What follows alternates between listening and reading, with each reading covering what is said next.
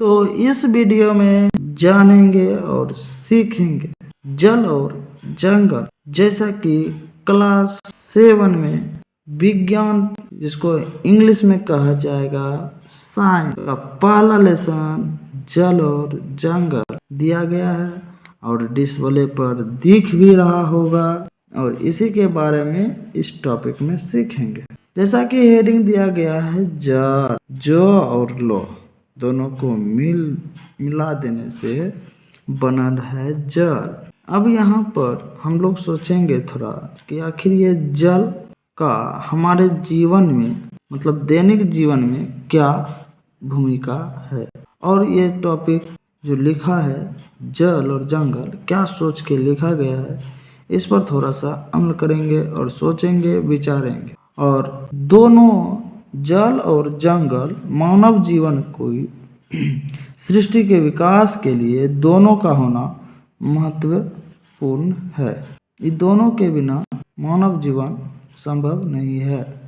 मानव जीवन के साथ साथ कोई भी जीव इस धरती पर नहीं रह सकता है। जीव को जीवित रहने के लिए जल का भी और जंगल का भी होना अनिवार्य है और इस टॉपिक में इसी के महत्व को समझाया गया है।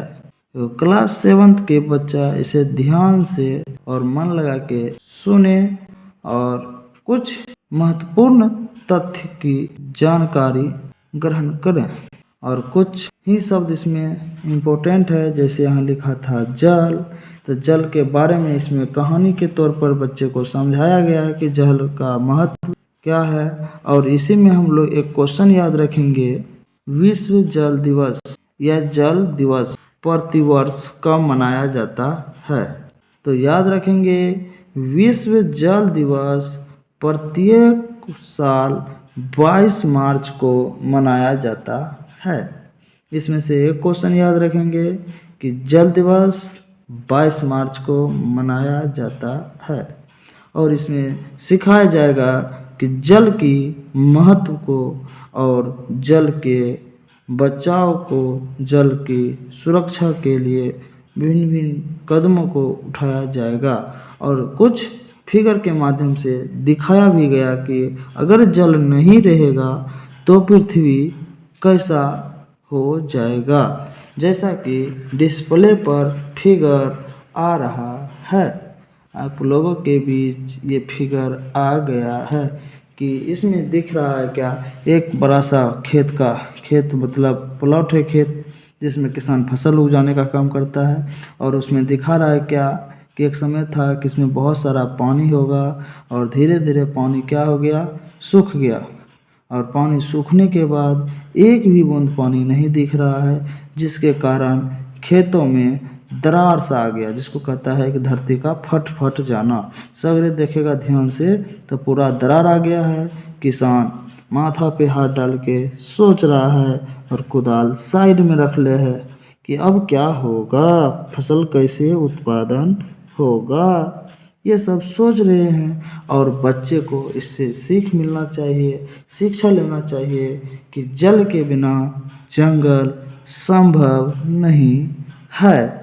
और इसी में कुछ और भी हेडलाइन है कि क्रियाकलाप के माध्यम से बताना चाह रहा है कि जल के लिए जनता के संघर्ष और उनकी समस्याओं को सूचीबद्ध कीजिए और कक्षा में उस पर चर्चा कीजिए। आप जान पाएंगे कि जल की कमी पूरे विश्व के लिए चिंता के विषय बन गया है। ऐसा अनुमान लगाया जाता है कि विश्व के 1/3 से अधिक जनसंख्या को जल की कमी का सामना करना पड़ रहा है। अब इसमें क्रियाकलाप के आधार पर कहना चाह रहा है कि पूरा विश्व में जल संकट छा जाएगा। इसके लिए जल संकट ना हो पूरा विश्व में, कुछ कड़ी सावधानियां बरती जाएगी जिससे कि जल को बचाया जा सके और इसकी मात्रा धरती पर लगातार अस्तित्व में बना रहे, जैसा कि कुछ फिगर के द्वारा फिर इसमें दिखाया गया है। अब इसमें फिगर के माध्यम से दिखाना चाह रहा है कि पृथ्वी पर तो जहाँ कहा जाता है कि 3 हिस्सा जल है और 1 हिस्सा स्थल है, लेकिन जो जल 3/3 में फैला हुआ है वह मानवीय आवश्यकताओं की उपयोगिता में नहीं होती है। और इसी चीज़ को समझाने के लिए एक फिगर के साथ साथ कुछ आकृतियों का सहारा लिया गया है। जैसा कि इसमें लिखा गया है, एक बड़ा सा बाल्टी है, उस बाल्टी में 20 लीटर जल है, उस बाल्टी में 20 लीटर जल है और ये 20 लीटर जल को बताया गया कि ये महासागर में 20 लीटर जल है या सागर में जल है। अब इसी सागर के जल से अब लाया गया एक छोटा सा, उसके सामने बाल्टी रखा और उसमें लिखा 500 ml।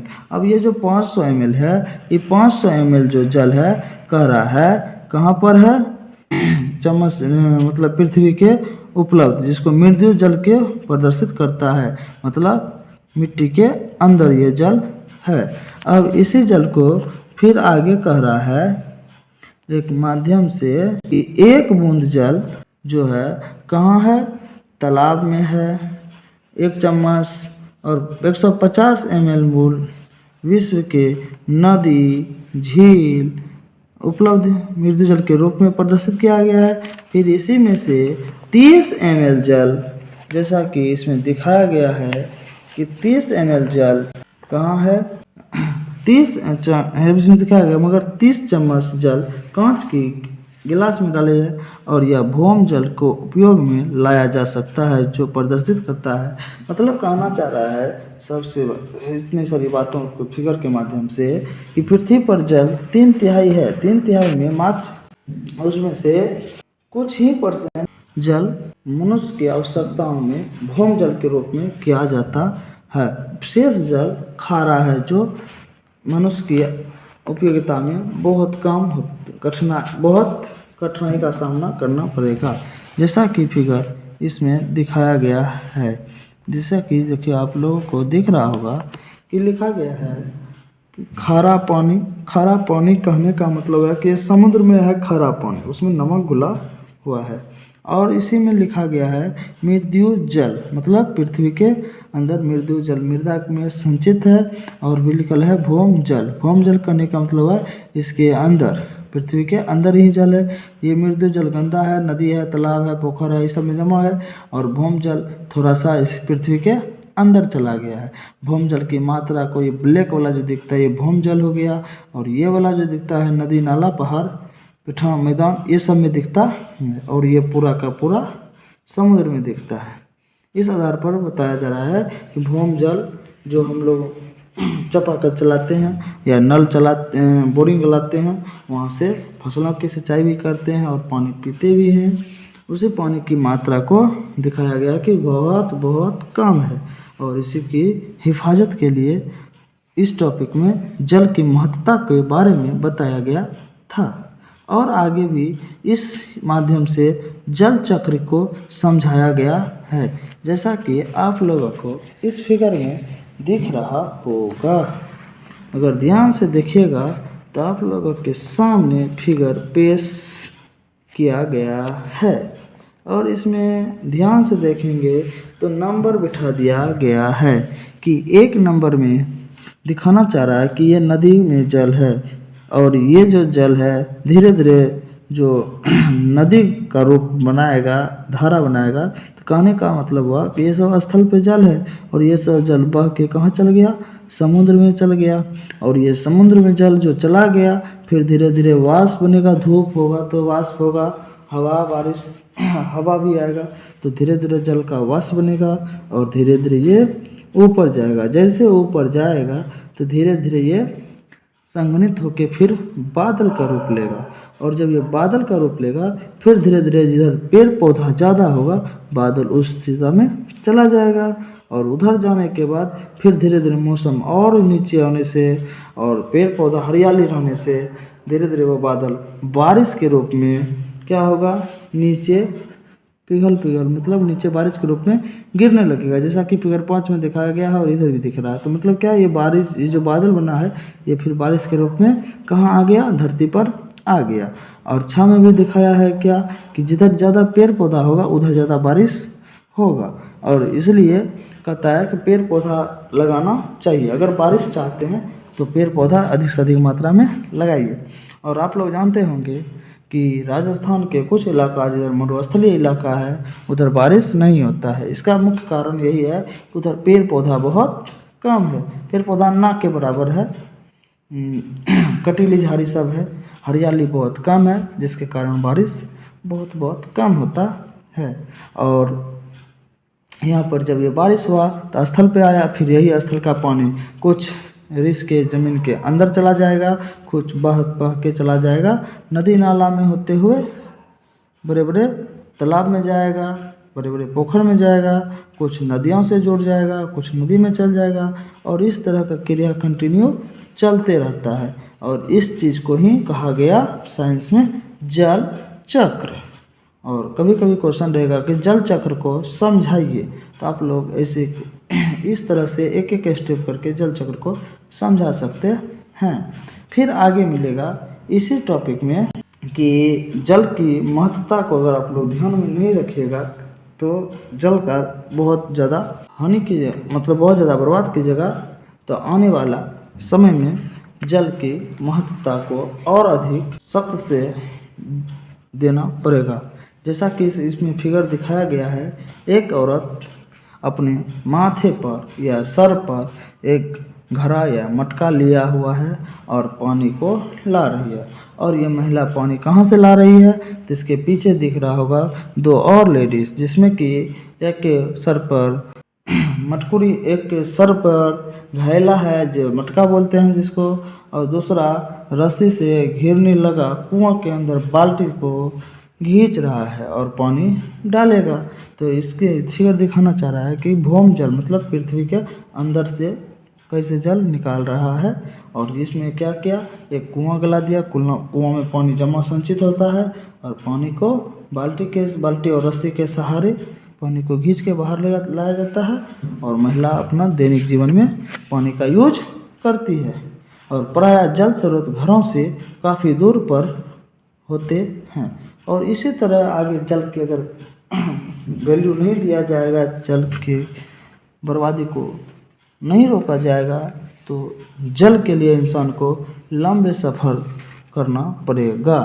इसी आधारित पर आगे हम लोग सीखेंगे कि जल एक महत्वपूर्ण संसाधन। अब यहाँ जैसा कि लिखा है भूमिगत जल एवं महत्वपूर्ण स्रोत। अब इसमें से जानेंगे कि जल एक महत्वपूर्ण स्रोत मतलब जल, भूमिगत जल एवं इनके महत्वपूर्ण स्रोत मतलब हम लोग जल कैसे कैसे निकाल सकते हैं। पाइप के द्वारा भी बोरिंग गला के निकाल सकते हैं, चापाकल गलाते हैं, कुआं खोद के विभिन्न तरीक़ा से पानी को निकाला जा सकता है। इसी आधारित आगे क्वेश्चन है भूम जल के स्तर का गिराव। वो सब नहीं, उसको तो पढ़ना है ही, थोड़ा सा कुछ पॉइंट बना के दिया गया है, उस पॉइंट को हम लोग डायरेक्ट देख लेंगे। जैसा कि यहाँ सामने दिख रहा होगा कि परिणाम कुछ इस प्रकार होंगे। जल संसाधन भूमि पर तालाब, नहर, आहार, चर से उपलब्ध है।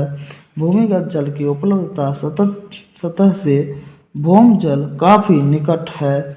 उसके बाद भूमिगत जल की उपलब्धता काफ़ी नीचे है।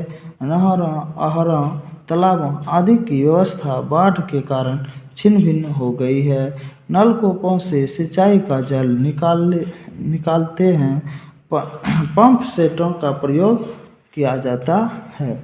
इन तरीकों से भूमिगत जल का उपयोग किया जा रहा है।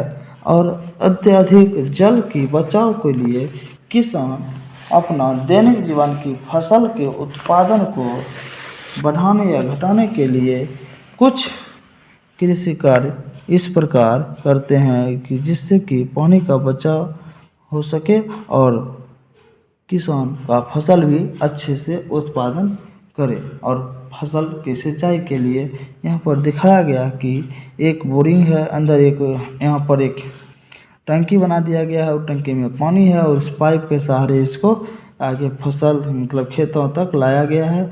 और प्रत्येक खेत में एक एक लाइन में जितना सारा पौधा है उस पौधे के सिद्ध में ही इस पाइप से बहुत सारे पाइप को जोड़ दिया गया है और प्रत्येक पाइप में एक छोटा छोटा होल कर दिया गया है और जहाँ पौधा है और पौधे के जड़ के सामने में होल कर दिया और बूंद बूंद करके पानी पौधे के जड़ में जा रहा है। इस प्रकार से पौधों की सिंचाई की जाती है। इसको टपक सिंचाई भी कहा जाता है, जिससे कि पौधे का विकास आसानी से हो सके, जल का बर्बादी भी नहीं होगा। इस प्रकार आगे वीडियो में हम लोग सीखेंगे जंगल से संबंधित महत्वपूर्ण बातें। वीडियो अच्छा लगे तो शेयर करें और चैनल को सब्सक्राइब करें। इससे संबंधित वीडियो आगे मिलेगा आप लोगों को।